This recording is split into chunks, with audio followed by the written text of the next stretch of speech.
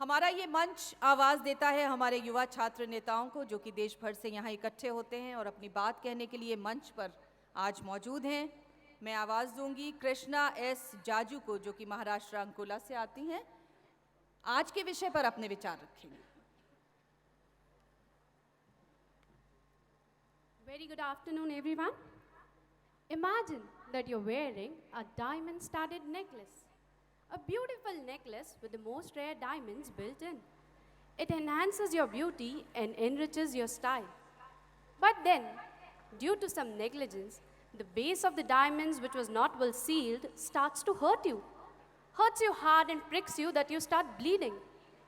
Then the wound would take some special efforts to be healed. Same is the case with globalization. To preface my point more profoundly, I'd first like to express globalization. In recent times, globalization is the most used, misused, and abused word. As a concept, globalization does not evoke a single image, but imagery of disparate meanings. Thus, globalization is universalization, wherein the word globe is worldwide. When we talk about globalization, we also mean it is a process that is taking place under national economy. Societies are being integrated for better trade and communication. Whereas some attempts of Mr. Obama and Mr. Modi for bringing a accord with Islamic parts and India are a perfect example for political globalization. Now let's consider this, a developing nation like India. In 1991, 2 decades back, when India had stuck by poverty, hunger, unemployment, and corruption, government imposed a new economic policy. That was LPG. It stands for liberalization, privatization, and globalization. The 4 basic parameters for LPG were: first, reduction of trade barriers; second, creation of free cash flow; third, free flow of technology; and last but not the least was free flow of labor. Many cases, these objectives were very contrary. As it is rightly said, one man's food is one man's poison. But we cannot deny the fact that it is due to globalization that Indian spices, fruits, and skills have made a global mark.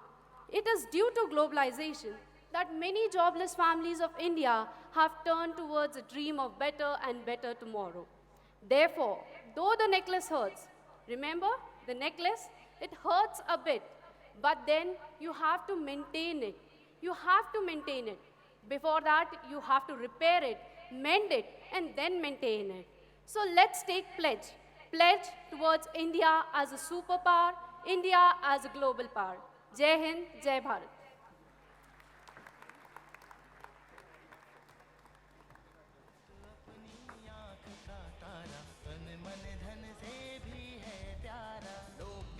तालियां तो आप मेरे बिना भी बजा सकते हैं।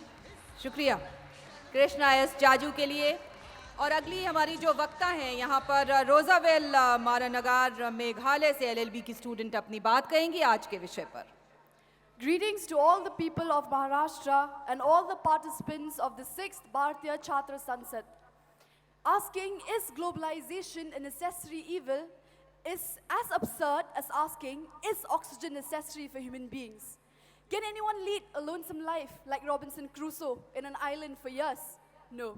That is why the story of Robinson Crusoe is just fiction.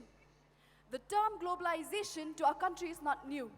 The history of India bears witness that with the coming of the Aryans, the Iranians, the Greeks, the Mughals, the British, we've had the phenomenon of globalization of ideas in terms of warfare and administration.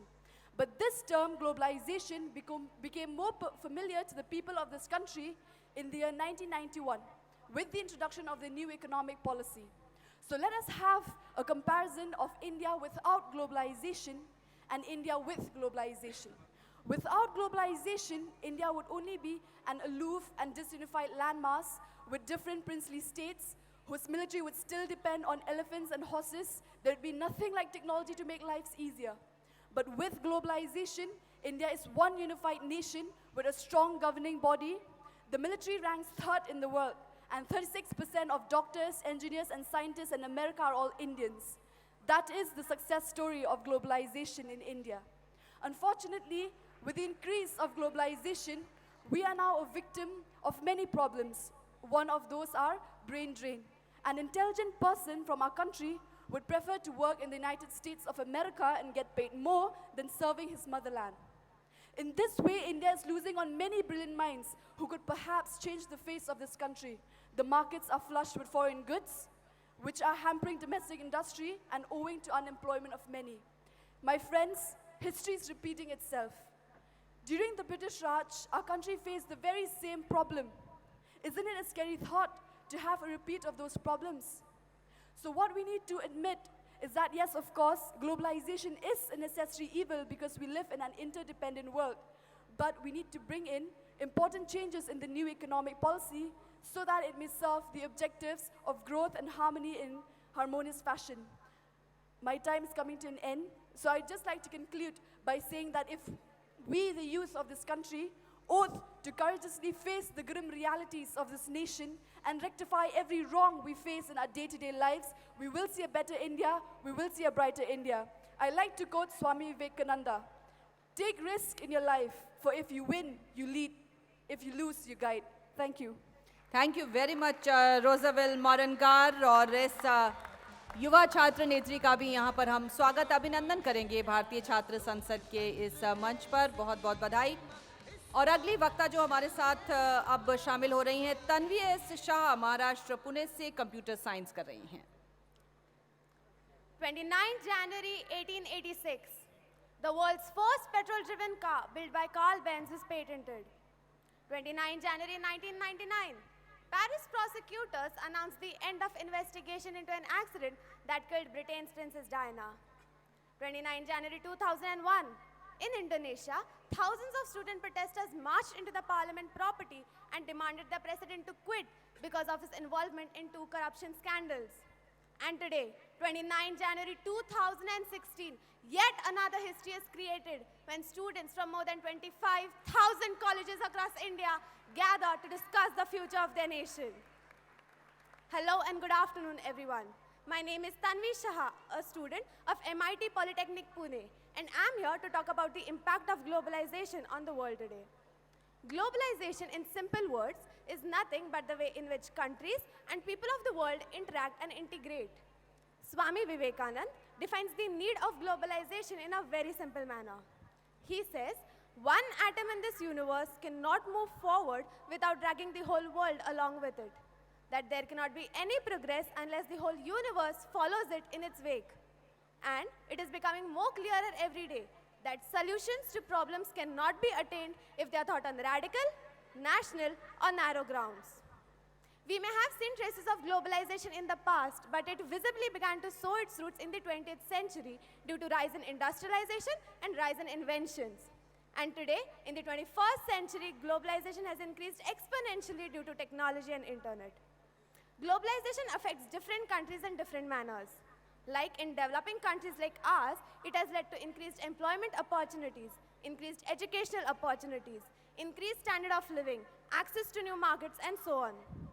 But in developed countries like America, it has led to higher opportunities to establish a foothold in the economic happenings of the world. On the other hand, globalization has some disadvantages too. Due to it, there is rise in the unemployment rate in developed countries, and also communities may tend to forget their local culture. So to sum up, in my opinion, we cannot ignore the impact that globalization has had in our lives.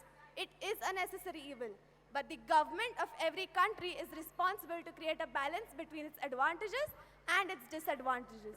In conclusion, I would like to voice America's President Mr. Barack Obama's opinion on this matter. He says, now there are some people who believe we must turn back the clock on this new world, that the only way to maintain our living fortress is to build a fortress around our nation, to stop immigration, to stop trading with other countries, and to rely on old industries. But I, that is he, disagrees. We cannot turn back this tide of globalization, and any efforts to do so might actually make us worse off. Partnership and cooperation among nations is not a choice. It is the only way to advance towards a common humanity and to advance towards a common security. And I believe as well, in more than anything else, that success will not depend on the government. It will depend on the dynamism, devotion, and innovation of global citizens, especially the youth. That is me and you, my friends. Remember, coming together is beginning, being together is progress, and progressing together is success. Thank you. Jai Hind. बहुत बहुत शुक्रिया Tanvi S Shah. बिल्कुल ठीक कहा आपने कि सरकारों को चौकन्ना रहने की ज़रूरत है और एक सामंजस्य बैठाने की ज़रूरत है। बहुत बहुत धन्यवाद और आपका अभिनंदन हमारे इस भारतीय छात्र संसद के मंच पर। और हमारी अगली स्पीकर नेदरलैंड से आती हैं। एमआईटी में इस समय नेदरलैंड का एक डेलीगेशन आया है, मिरांडा मेलिस। अब हमें एड्रेस करेंगी Miranda Mellis. Over to you. Thank you. I feel so privileged to speak here, and I'm overwhelmed by your kindness here in India. I think that I, and we, the Netherlands in general, can learn a lot from your hospitality.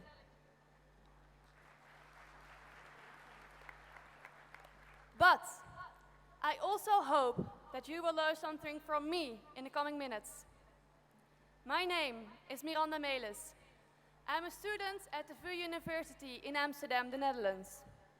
And although my study takes a lot of time, I also like to spend some of my time on voluntary work. Currently, I'm chair of the research committee of the Dutch National Student Association. The governments and universities recently changed their legislations regarding entry requirements and financial support, causing more pressure on students. We could choose to accept these new legislations, but that's not what we did. In the coming months, we will collect the experiences and opinions of thousands of students all over the Netherlands by conducting questionnaires and interviews. We even managed to make some appointments with several members of the Dutch Parliament. And I will present our results during a big congress about higher education in June. That's what democracy means to me. Even we, as students, can influence our governments in their decision making.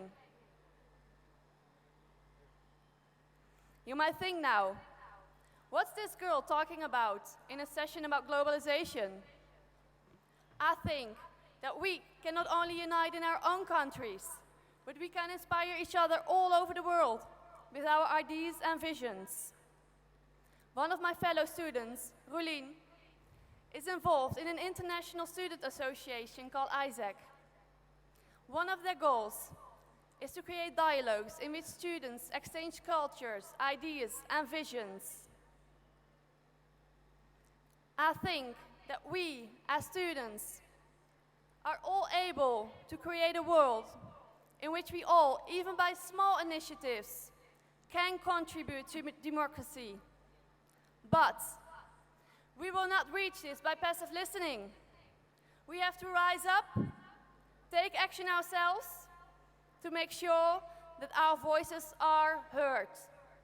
Shukriya. ओह धन्यवाद, बहुत बढ़िया, very good. Miranda malice ने अपनी बात कही। युवाओं को खड़े होना पड़ेगा, इस देश के युवाओं को और दुनिया के युवाओं को, और भारतीय छात्र संसद के मंच से हम उनको भी यहाँ पर फेलिसिटेट करते हैं आपकी तालियों के साथ। मिरांडा मेलिस, बहुत बहुत धन्यवाद।